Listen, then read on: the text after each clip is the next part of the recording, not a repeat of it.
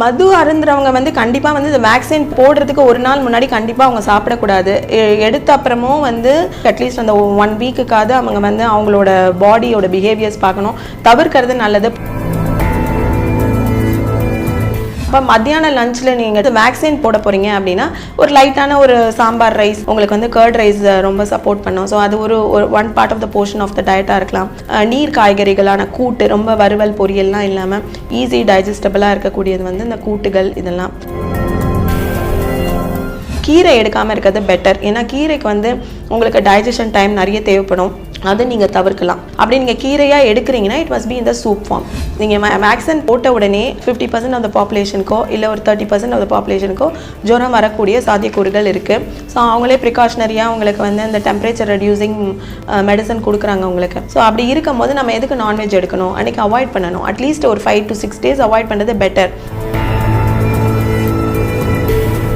இது திடீர்னு நெஞ்சு அடைப்பு வருது அப்படின்றது வந்து ரேர் கேசஸ் ஆஃப் பீப்புள் தான். நீங்கள் சொல்கிற மாதிரி எல்லாருக்குமே இது வராது. சில பேர் வந்து ஃபுட் ஹேபிட்ஸ் கூட க்ளீனாக இருப்பாங்க, பட் அந்த தூக்கம் எல்லாம் இருக்கு இல்லையா, அந்த தூக்கத்தெல்லாம் ஃபோர்கோ பண்ணிட்டு ஒரு அன்டைம் ஸ்லீப்பில் இருக்கக்கூடியவங்க, இவங்களுக்கெல்லாம் வந்து இயற்கையாகவே இம்யூனிட்டி டவுன் ஆக சான்சஸ் இருக்குது. இந்த ப்ரீதிங் எக்ஸசைஸ் பண்ணக்கூடிய காலகட்டம்னு ஒன்று இருக்குது. அந்த காலகட்டம் எப்படின்னா மார்னிங் 4லேருந்து 6க்குள்ளே நீங்கள் ப்ரீதிங் எக்ஸசைஸ் பண்ணுறவங்களா இருந்தால் செல்ஃபாகவே உங்களுக்கு 1 வருஷத்துக்கான இம்யூனிட்டியை நீங்கள் வந்து க்ரியேட் பண்ணிக்கலாம்.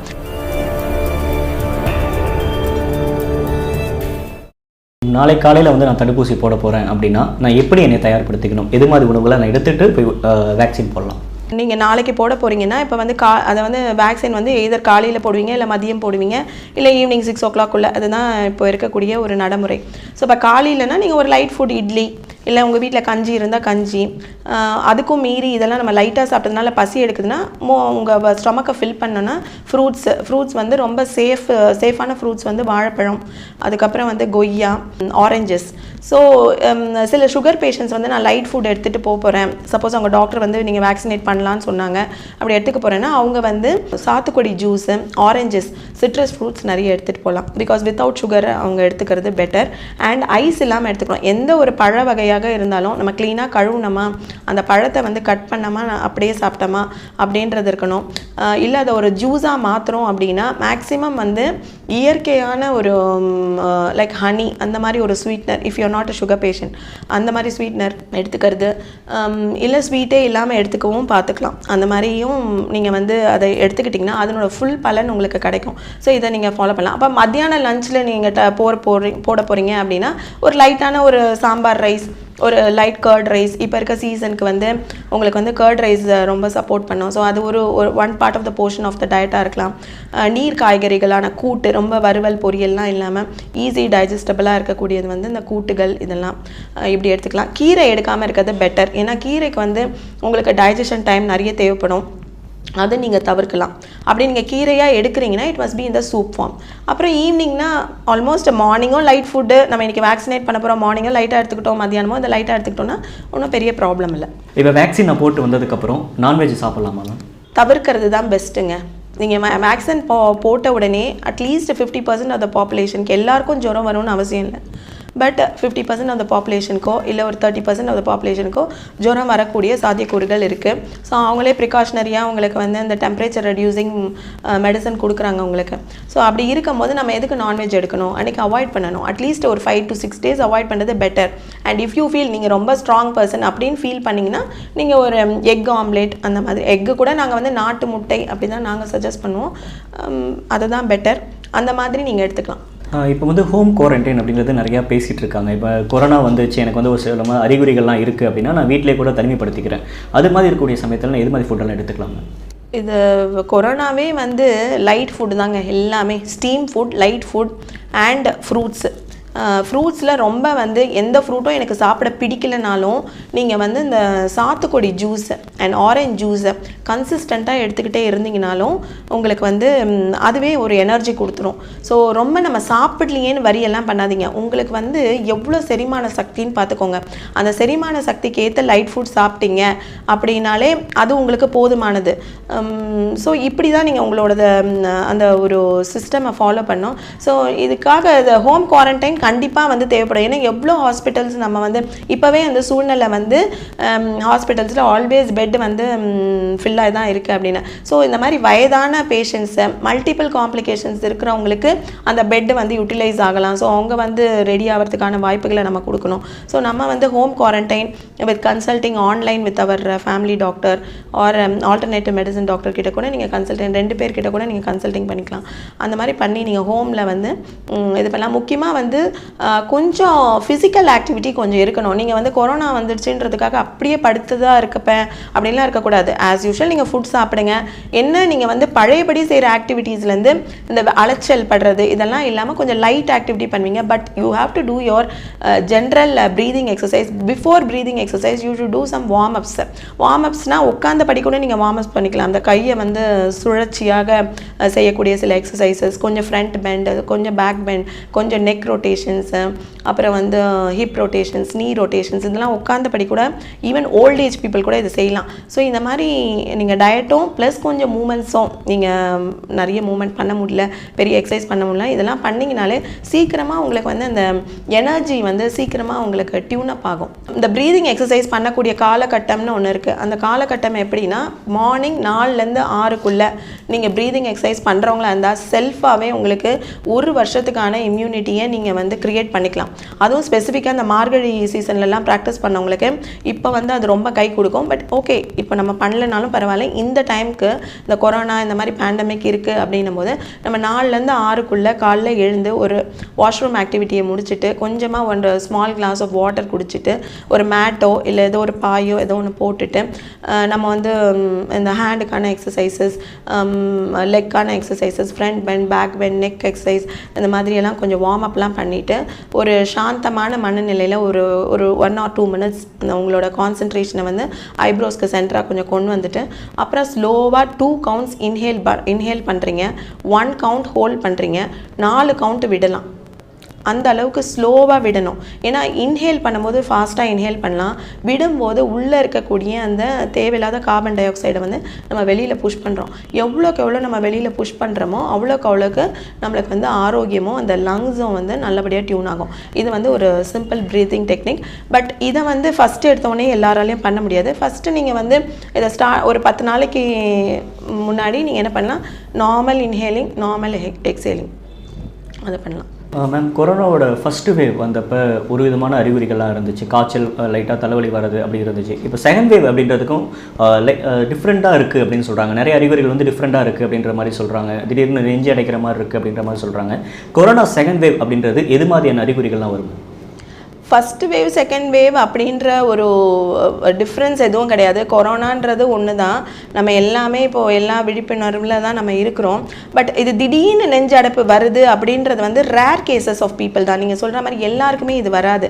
அவங்களுக்கு வந்து க்ரானிக்கலாகவே அவங்க வந்து இம்யூனிட்டி லோ பீப்புளாக இருப்பாங்க. இல்லை அவங்களோட லைஃப் ஸ்டைலில் அவங்களோட ஃபுட் ஹேபிட்ஸை பொறுத்த வரைக்கும் இருக்கலாம். இல்லை அவங்களோட சில பேர் வந்து ஃபுட் ஹேபிட்ஸ் கூட க்ளீனாக இருப்பாங்க. பட் அந்த தூக்கம் எல்லாம் இருக்கு இல்லையா, அந்த தூக்கத்தெல்லாம் ஃபோர்கோ பண்ணிவிட்டு ஒரு அன்டைம் ஸ்லீப்பில் இருக்கக்கூடியவங்க, இவங்களுக்கெல்லாம் வந்து இயற்கையாகவே இம்யூனிட்டி டவுன் ஆக சான்சஸ் இருக்குது. ரெண்டாவது இந்த ட்ரிங்க் ஹேபிட், இல்லை இந்த ஹார்ன்ஸ், இந்த புகையிலை சம்மந்தமாக சிகரெட் பிடிக்கிறது, அந்த மாதிரியான சில பழக்க வழக்கங்கள் இருக்கிறவங்களுக்கு மேபி இதெல்லாம் வந்து ரொம்ப, இப்போ நீங்கள் சொன்ன மாதிரி இந்த ஜுரம் காய்ச்சல்லாம் வருதுன்னா அவங்க கொஞ்சம் இமீடியட்டாக ஒரு டெஸ்ட் எடுக்கிறதோ இல்லை அதுக்கான ஒரு அவங்களோட ஃபேமிலி மருத்துவரையோ இல்லை அரசு மருத்துவரையோ அணுகி அதுக்கான முதல் கட்டத்திலேயே அவங்க சிகிச்சை எடுத்துக்கிறது அவங்களுக்கு ஒரு நல்லதை தரும்.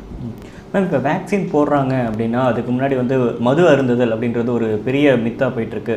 இப்போ மது அருந்துற ஹேபிட் இருக்கிறவங்க வேக்சின் போடலாமா அப்படின்ற மாதிரி ஒரு கேள்வி இருக்குது. அதுக்கு உங்களோட பதில் என்னவாக இருக்கும்? மது அருந்துறவங்க வந்து கண்டிப்பாக வந்து இந்த வேக்சின் போடுறதுக்கு ஒரு நாள் முன்னாடி கண்டிப்பாக அவங்க சாப்பிடக்கூடாது. எடுத்த அப்புறமும் வந்து ஒரு 5-6 நாளைக்கு அட்லீஸ்ட் அந்த 1 வீக்குக்காவது அவங்க வந்து அவங்களோட பாடியோட பிஹேவியர்ஸ் பார்க்கணும், தவிர்க்கிறது நல்லது. பொதுவாகவே இந்த கொரோனாக்கு வந்து மது அருந்தாமல் இருக்கிறது மேன்மையை தான் தரும். ஸோ இந்த வகையிலையாவது இந்த கொரோனா ஒரு அச்சுறுத்தலை கொடுத்து நிறைய பேர் இந்த பழக்கத்துலேருந்து வெளியில் கொண்டு வந்தால் அது ஒரு நன்மையாக இருக்கும்னு நான் ஃபீல் பண்ணுறேன். நான் வந்து இன்ஸ்ட்ரக்ஷன்ஸை தான் நான் சொல்கிறேன். இன்ஸ்ட்ரக்ஷன்ஸ் எப்படி இருக்குன்னா, நீங்கள் வந்து வேக்சின் எடுக்க போகிறீங்கன்னா ஒரு நாள் முன்னாடி கண்டிப்பாக ஆல்கஹால் எடுக்காதீங்க. ஏன்னா ஆல்கஹால் வந்து உங்கள் பாடியை டீஹைட்ரேட் பண்ணும். இந்த டீஹைட்ரேட் பண்ணிவிட்டு அப்புறம் நீங்கள் இந்த வேக்சின் எடுத்திங்கன்னா மேபி அந்த போட்ட வேக்சினோட எஃபெக்ட் இல்லாமல் போகலாம், இல்லை உங்களுக்கு வேறு ஏதாவது பக்க விளைவுகளும் வரலாம். ஸோ நம்ம வந்து எப்பயுமே ஒரு விஷயத்தை நம்ம இறங்க போகிறோன்னா சேஃப் ப்ரிகாஷன்ஸ் எடுத்துகிட்டு தான் நம்ம இறங்கணும். ஸோ அந்த ரீதியில் நான் அந்த பதிலை சொல்கிறேன் உங்களுக்கு. வேக்சின் போட்டதுக்கப்புறம் குறைந்தபட்சம் எத்தனை நாள் குடிக்காமல் இருக்கணும்? என்னை பொறுத்த வரைக்கும் குடிக்கவே கூடாதுன்னு தான் நான் சொல்கிற பர்சன். பட் இவ்வளோ ப்ரெஷராக நீங்கள் கேட்கறதுனால நான் வந்து அட்லீஸ்ட் நீங்கள் உங்கள் பாடி கண்டிஷனை பாருங்கள். ஒரு 10 நாள் 15 நாள் கண்டிப்பாக ஒரு பிரேக் இருக்கிறது நல்லது நான் என்னோட சஜஷன். இப்போ சர்க்கரை வியாதி இருக்கிறவங்களுக்கு, ரத்த அழுத்தம் இருக்கிறவங்க எல்லாருமே வந்து கொரோனா ஊசி போடலாமா அப்படின்ற ஒரு பயம் இருக்குது. அதுக்கு நீங்கள் பதில் தர முடியுமா? இப்போது இந்த பிபி, இந்த சுகர் இதெல்லாமே வந்து நான் என்ன சொல்ல வரேன்னா, இந்த வாத பித்த கபம் நிலை வந்து இவங்களுக்கு பல நாளாக வந்து ஒரு சமநிலையில் இல்லை. ரெண்டாவது மன ரீதியாகவும் இந்த பீப்புள் வந்து அவங்களோட மைண்டில் ஹெல்த்தை பார்த்தீங்கன்னா சம் ப்ராப்ளம் ஏதாவது ஒரு இஷ்யூவில் தான் இருப்பாங்க. இதை ஸ்ட்ரெஸ்ஸோ இல்லை ஒரு டிப்ரெஷனோ இல்லை வந்து ஒரு கைண்ட் ஆஃப் ஒரு நார்மல் பீப்புள் ஒரு சகஜமாக இருக்கக்கூடிய அந்த மனநிலை அவங்களுக்கு வந்து மேபி அவங்களோட சூழ்நிலையோ அவங்க வேலையோ இல்லை அவங்களுக்கு இருக்க அந்த சுமைகளோ அவங்களுக்கு வந்து அந்த காரணத்தையும் கொண்டு வந்திருக்கலாம், இல்லை அவங்களோட லைஃப் ஸ்டைலும் இந்த ஸ்டேஜ் அவங்களை கொண்டு வந்திருக்கலாம். ஸோ இந்த மாதிரி ஒரு பீப்புள் வந்து பொதுவாக வந்து அவங்க சுகர் பேஷண்ட்னா ஒரு அவங்களோட ஃபேமிலி டாக்டரோட ஒரு பரிந்துரையின் பேரில் இருப்பாங்க. பிபினாலும் they will be having a family doctor. So இவங்க போய் அவங்க ஃபேமிலி டாக்டர் கிட்ட இவங்களோட செக்கப்போ இல்லை இவங்களோட சஜஷன்ஸோ கேட்டு அவங்க பரிந்துரை பண்ணதுக்கு அப்புறமா இவங்க வந்து இந்த வேக்சினேஷன் எடுத்துக்கிறது சேஃப்டின்றது தான் என்னோட கருத்து. இப்போ நிறைய பேர் வந்து தடுப்பூசி போட்டுட்டு வந்ததுக்கப்புறமா தலைவலிக்குது அப்படின்னு சொல்கிறாங்க. நிறைய பேர் சோர்வாக இருக்குது அப்படின்ற மாதிரி நிறைய பேர் சொல்கிறாங்க. இதுக்கு என்ன மேம் காரணமாக இருக்க வாய்ப்பு இருக்குது? ஒரு வேளை இப்படி அவங்க ஃபீல் பண்ணுறாங்க, சோர்வாக இருக்காங்க, தலைவலி வந்திருக்கு அப்படின்னா அவங்க எது மாதிரி ஃபுட் எடுத்துக்கலாம்? தலைவலி வந்திருக்குன்னா அதுக்கானது வந்து ஆஸ் ஆல்டர்னேட்டிவ் மெடிசன் நான் வந்து எந்த மெடிசன் இல்லாமல் நான் ட்ரீட்மெண்ட் பண்ணக்கூடிய பர்சன்.